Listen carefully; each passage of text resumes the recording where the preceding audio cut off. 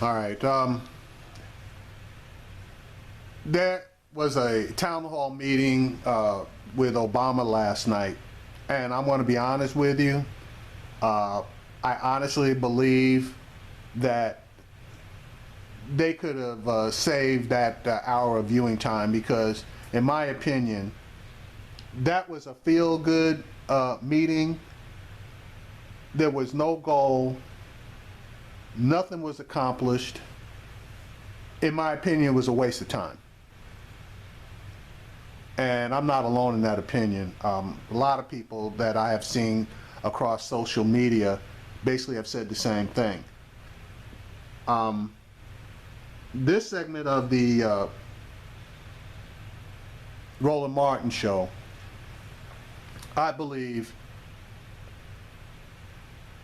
has accomplished more as far as bringing the various points of views together. And I really appreciated the fervor that various people had in their points of view, okay?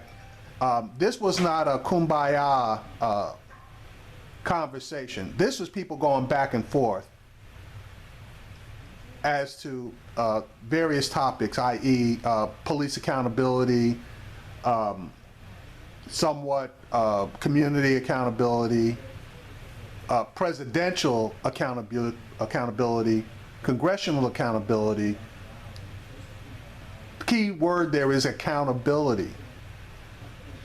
Now, I don't believe that it's going to be necessary for me to even comment. So I'm going to play the clips and put them all together to try to hold the amount of time on this video down. Well, here we go. For Alton Sterling, the man shot and killed a week ago in Baton Rouge. The public is invited to the service, which will be held at Southern University's F.G. Clark Activity Center in Baton Rouge. Viewing is scheduled for 8 a.m. The funeral will take place at 11 a.m.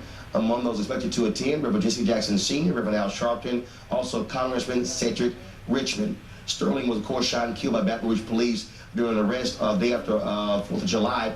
The Justice Department has opened a civil rights investigation. The U.S. Attorney's Office is leading that investigation. Yesterday in Minneapolis, in Minnesota, Philando Castile was laid to rest. Thousands of people attended his funeral at the cathedral there. Of course, this is WCCO's coverage of his funeral. And so laid to rest. Remember, he was shot and killed by a police officer. The reason we know that because his girlfriend, Diamond Reynolds, live streamed the aftermath of the shooting where we literally saw him die on camera. Of course, that also under investigation as well. Those two shootings were a part of a town hall yesterday in the nation's capital that was attended by President Barack Obama, aired on Disney networks. Lots of controversy, though, surrounding that particular town hall because Erica Garner, the daughter of Eric Garner, said that she was duped by ABC, not allowing her to ask a question about the state of the investigation, the DOJ investigation into her father's death. Also, there were... All right, I'm going to just give you a little update. That woman was hot because the anniversary of her father's death has just passed, and ABC duped her to come down to, quote unquote, be a face of the town hall meeting, and she believed because of the anniversary of her father's death and the fact that she had wanted to do something in New York but agreed to come down to be part of the meeting, that she should have at least been allowed to ask a question. And when she was informed that she wasn't going to be able to ask a question, she raised holy hell. And it got so bad that President Obama had a private meeting with her. Now, we don't know what went down in that private meeting, but in order to calm her down, he sat down with her separately, and she did not appear on that show. That show was highly scripted, and again, I'm going to say it accomplished nothing. It was so bad that I had recorded it, but I just erased the recording because I believed that it was worthless. Anyway, that's just a little additional information. any other folks who were there, family members who've had folks who've been killed, but also folks present were some of the family members of cops who are also going on trial for the death of various individuals. I want to go to our panel right now. I watched the town hall, our town hall. I'll just be straight up honest. I thought it was a waste of time. You said Disney. No. I just thought. To me, I just thought it was a waste of time because one, it was clearly heavily edited. It wasn't. You had all these folks there. Alton Sterling's son. You had Diamond Reynolds by satellite. You had Michael Brown's mother was in the audience. Erica Garner, and so it was weird to even have, for instance, the mother of one of the cops who's going on trial. When we have a video of what he did, and he also lied about it. What was the point of that town hall meeting? Right. I'm still trying to figure out what was the point. So a couple things. One is I think the objective of the town hall was to soothe race relations in this country. I think that. Well, it failed.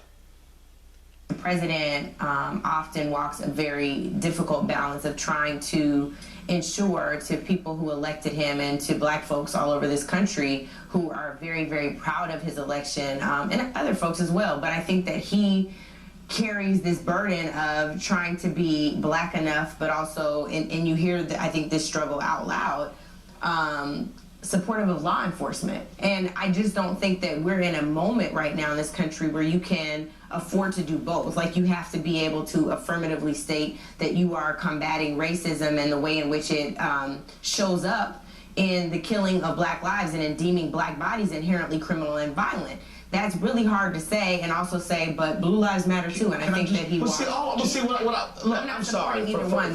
That's my interpretation of what happened. First of all, did we have Patrice Cullors there? Here. Okay, pull up, please. Patrice Cullors, co-founder of Black Lives Matter. Patrice, just your assessment of the town hall last night. I guess for me, I want actual concrete answers, not a feel-good moment, and I just didn't get it. Exactly. I think what we've seen over the last couple of years is the Obama administration sit and meet with activists, and there's been a lot of talk, but not enough action. And the town hall felt disrespectful. There should have been 2 separate town halls. They shouldn't have brought all of those different communities together.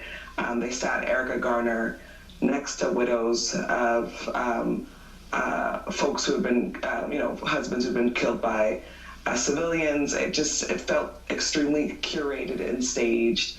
And many of us had concrete action items for the President of the United States, one of which for our organization was really asking him, is he willing to move forward on going towards executive action and taking executive action to defund law enforcement agencies that continue to violate civil and human rights of black people and other people. Here's for me, Patrice, what I thought would have been a lot stronger last night. When the discussion comes up about accountability, if the president says, state of New York, if the the governor there who signed the executive order saying the attorney general will investigate the police shootings where anyone was fatally shot. That needs to happen in all states. Exactly. I would have wanted somebody to say, we need to have end this no snitching policy in police departments. We need stronger accountability there. Again, it was sort of, how do you feel in terms of, well, we need to work on this. No, I mean, I think part of my issue with all of these sort of events is come out with concrete things that folks can work on. How do you bridge the gap and literally say to commit? Look, if the president has said, you know what? I believe we should have folks like Tommy Norman, who we had on this show, cop out of Arkansas, who is showing how a cop is to respond in the community. Right. A feel good to me does nothing. Exactly. And to be frank, it just felt disrespectful to someone like Diamond Reynolds, who literally just had attended her boyfriend's funeral and came on the show. Came into the town hall asking the president, what are you going to do about the killings of black people? And he didn't give a correct answer. I mean, he didn't give the answer many of us wanted. Instead, he talked about continuing to resource the same police departments that criminalize us, over-criminalize us, and brutalize us and kill us. And it felt like a slap in the face. Patrice Cullors, we appreciate it. Thank you so very much. Thanks a lot, Patrice. Go ahead. Are we at the point of no return, or is this a turning point? That's the question. No, I think you can turn it around, but you have to actually deal with it. Yeah. And what we're dealing with is that we live in two separate societies. True. We don't see each other. We see each other here. Some of us go out and have a drink. Most of us don't. We don't worship together. We work together, and we say, we'll see you on Monday, okay? There's an element that we don't trust each other. There's an element that this guy got elected. Many white folks say, how the did this guy get elected? Not only once, but twice. And that's why you have a Donald Trump and a Mike Pence later today, who are the whitest guys I have ever seen in my life. There is no mention of women. There is no issues that are interesting to them except building walls, keeping Muslims out, and keeping the you-know-what in his place. Okay, look, I think the president is in denial. His biggest mistake this week was when he said in front of NATO, this isn't the 1960s. Oh, yeah. Yes, it is. No, I disagree. No, it's not. Rhonda, no, it's not. Wait. Rhonda, Okay. no, it's not. Rhonda. Can I finish? Rhonda, 1964, 1965, 1967. Do you know how many cities were on fire? Okay. Literally on fire. National Guard came in. I know. This ain't the 60s. This ain't the 60s, but Roland, there is a Okay, now I got to jump in here. It's not the 60s as far as cities being set on fire and people being killed on both sides. No, Roland's right. It's not the 60s as far as that's concerned. But it is the 60s as far as the temperature of race relations in this country is concerned. So on that one, he's wrong, because people are upset and people are looking for action, and people are starting to try to take destiny into their own hands. So in that regard, yeah, Roland, you're wrong. It is the 60s, but it's the 60s in a more quote unquote peaceful manner. problem in this country. Yes. He cannot continue to sweep it under the rug. He's not sweeping it under the rug. I think he doesn't want to deal with it. No, Wait. I don't think he's sweeping. Ron, he's not sweeping under the rug. Right. To Patrice Culler's point, to the extent that Erica Garner, Diamond Reynolds felt disrespected and used, I think they have a legitimate gripe that it was staged and they were sort of props in the staging. That being said, I do think there is some value, although I agree with you, Roland, that not a lot was accomplished. I think there's some value in the president going out, trying to bring together people together, even to talk, just as Angela said, try and soothe people. But Rhonda, I actually agree with the president when he says things are not bad off. Look, wait, let me just make this point. People manage to work together, to sit on airplanes together, to take their kids to school together every day and figure out a way to get along. We have a long way to go with race in this country. Sorry. Hold tight 1 second. I'm going to go to a break. I'm going to come back. I'm going to come back to this. All right, I'm going to bring this back. Hang on a minute. Okay, I'm bringing this back in, but I'm going to stop it real quick. The gentleman, as we left the last segment, the gentleman on the right was stating that things aren't quite as bad as they might seem. And he used the point of people working together and I guess being on an airplane together, etc. No. Okay. There is an economic incentive to do your job, whether you got to sit next to a guy that you can't stand or not. And it's called getting a paycheck so I can make my mortgage payment and buy clothes and food, etc. for my kids. So you will do what you got to do, especially as you get older, in order to provide for the security of your family. So you could have the biggest white supremacist in the world sitting next to the biggest black power activist in the world, and if you are paying each of them a sufficient amount of money, they will both sit there next to each other and work. They may not say 2 words to each other that are unnecessary, but economics has a lot to do with that. The same thing with getting on a plane. You may be the biggest racist in the world, but you got to get somewhere. And there's a black activist, and he may be the biggest one in the world, and he got to get somewhere. And this is the last flight out that night, and these are the last 2 seats. Guess what? they are probably each of them going to request to be reseated and try to covertly make their point known that they don't want to sit next to a black person. But if those are the last two damn seats and they got to get wherever they're going to go, they're both going to sit down in those seats. They ain't going to say two words to each other, but because of common interest, i.e. you got to get somewhere and you got to get there now, they will make it work. It's only because the situation does not call for having to make things work. That is why we are where we are. Moving right along. Back News One now on TV One. The fundamental issue for me in all of this is the fact that we love as Americans to dance around the hard issues because we want to make people feel comfortable. Exactly. When I saw the video of Newt Gingrich and Van Jones, when he said, well, if they can just add two on the end, if it just, can you just say Black Lives Matter too? I'll say this point blank. I'm not interested in making white people feel comfortable. I'm not interested in making black people feel comfortable. When somebody is dead, they're dead. When mothers are mourning and fathers are mourning, that's real. The issue for me with the feel-good stuff, Angela, is that I want to hear what can be done now. Yeah. Not, did I feel better afterwards? And I think part of it is, I absolutely agree with you.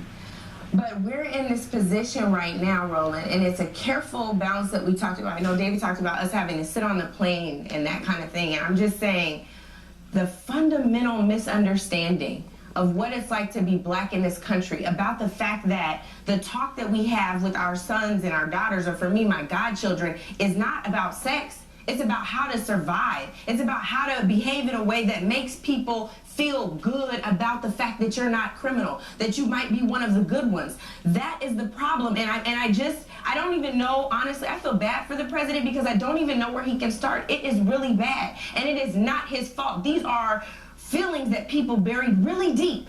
And they all of a sudden came to the surface when this black man got in the White House. And I think that it's been aggravated by the fact that over and over again, we are just killed, and we have to be okay with it. Quick point about people who say that it's the president's fault, including the lieutenant governor of Texas last night, Roland, real quick. I just went really quickly this morning and looked up his speeches from recent years.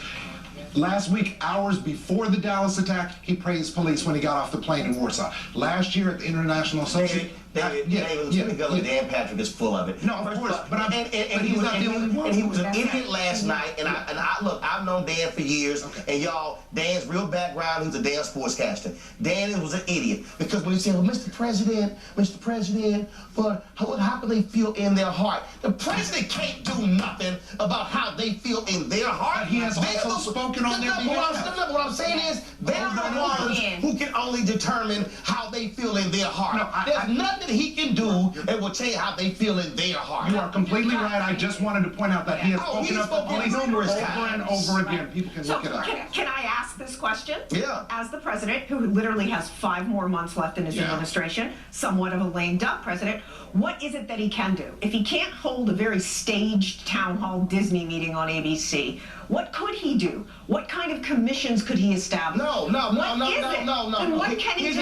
He's already established a commission. He has already established a commission. They've already gone through that. What needs to happen is literally, this is what you do. You bring law enforcement to the nation's capital. When they have police week here, when the police chief of Milwaukee stood up complaining about the assault gun weapon, the president should say, well, you know what? I need you to bring your police chiefs to come to D.C. to stand in front of the NRA. So that's what I need you to do. They just had a 4.5-hour-long meeting with activists and officers, and I think the other part of the issue is, again, this doesn't rest at the seat of, or at the feet of the president. You also have a Congress that refuses to act. There was a man who was shooting at police in Baltimore yesterday with none other than an AR-15, an assault weapons ban that expired under W. We have to have a Congress that acts and moves in our favor. I want to see law enforcement have some guts to come to the nation's capital and say, Mr. President, we don't need you to come down here. We're going to stand in front of the Capitol with the pictures of cops who have been killed and tell Congress, tell Speaker of the House Paul Ryan, and tell Mitch McConnell, Senate Leader, you need to move some action. That's what they can do. That's action in the next 5 months. Maybe that's what to show leadership. Oh, come on, Rhonda. Show leadership. Come on. Show leadership. Hell, he's been showing leadership. You know what? If he's been showing leadership, what has he got to show for it? No, Are what he you got to show kidding? for it?